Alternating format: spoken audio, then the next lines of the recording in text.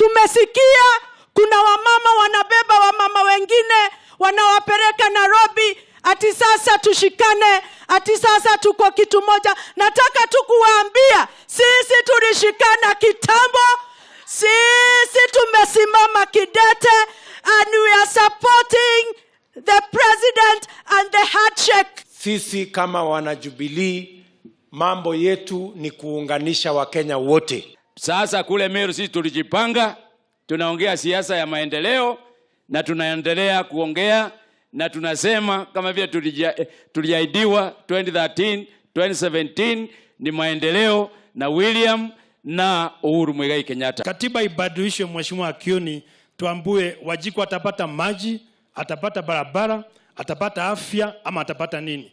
Kama ni kubadilisha katiba ili tuwe na ukubwa huko juu, nafikiri itakuwa ni shida kubwa sana.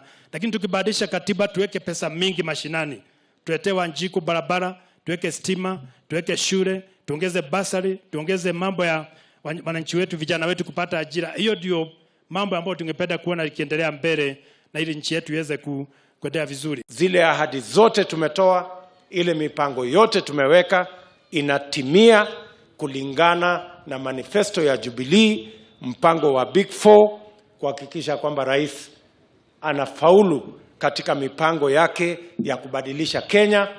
Na mnajua mimi ndio mtu yake ya mkono ambaye nimeapa kwamba nitamsaidia kuhakikisha kwamba Kenya hii inabadilika, and that is why we need the support of our members of parliament, of the provincial administration, MCAs, the county government, working together for the transformation of our country.